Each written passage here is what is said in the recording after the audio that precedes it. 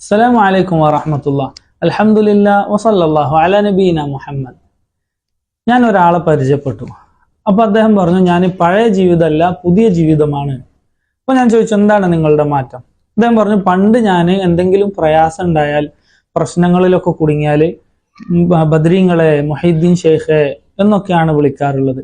അള്ളാഹുവിന്റെ കൂടെ അള്ളാഹുവിന്റെ അമ്പിയാക്കളെയും ഔലിയാക്കളെയും ഒക്കെ വിളിക്കുമായിരുന്നു.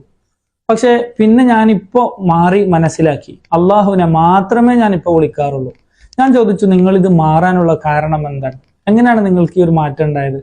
അദ്ദേഹം പറഞ്ഞു, നാട്ടിൽ അള്ളാഹുവിനോട് മാത്രം പ്രാർത്ഥിക്കണം, പ്രതിസന്ധികളിലും പ്രയാസങ്ങളിലും അള്ളാഹുവിനോട് മാത്രം സഹായം തേടണം എന്ന് പറയുന്ന ഒരു വിഭാഗം, അള്ളാഹുവിന്റെ കൂടെ അമ്പിയാക്കളെയും ഔലിയാക്കളെയും ഒക്കെ തേടാം, അവരോടും തേടണം എന്ന് പറയുന്ന മറ്റൊരു വിഭാഗം.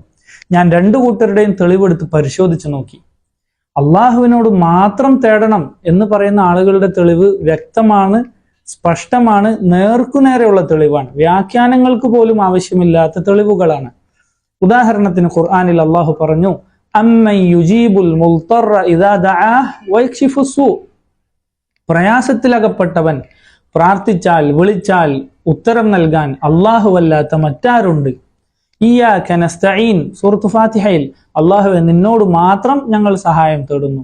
അതുപോലെ അള്ളാഹു പറയുന്നു, വഖാല റബ്ബുക്കും ഉദ്ഉനി അസ്തജിബ് ലക്കും. അള്ളാഹു പറഞ്ഞിട്ടുണ്ട്, നിങ്ങൾ എന്നോട് പ്രാർത്ഥിച്ചോളൂ, ഞാൻ നിങ്ങൾക്ക് ഉത്തരം നൽകാം.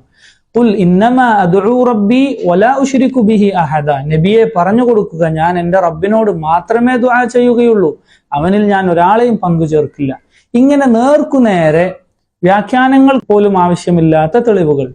എന്നാൽ മറ്റേ കൂട്ടരോ, അള്ളാഹുവിന്റെ കൂടെ ബദരീങ്ങളെ, മുഹീദ്ദീൻ ഷെയ്ഖെ എന്ന് വിളിക്കണമെന്ന് പറയുന്നവരോ, അവരുടെ തെളിവുകൾ ഒന്നുകിൽ കെട്ടിച്ചമച്ച പുതിയതായി ഉണ്ടാക്കിയ തെളിവുകൾ, അല്ലെങ്കിൽ ദുർബലമായ ഹദീസുകൾ, മുൻഗാമികൾ വ്യാഖ്യാനിക്കാത്ത വ്യാഖ്യാനങ്ങൾ, ഒന്നിനും കൃത്യമായ രേഖകളില്ല.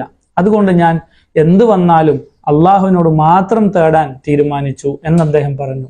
അള്ളാഹു സുബ്ഹാനഹു വ തആല എല്ലാവർക്കും മനസ്സിലാക്കാൻ തൗഫീഖ് ചെയ്യുമാറാകട്ടെ. വസ്സലാമു അലൈക്കും വറഹ്മത്തുള്ളാഹി.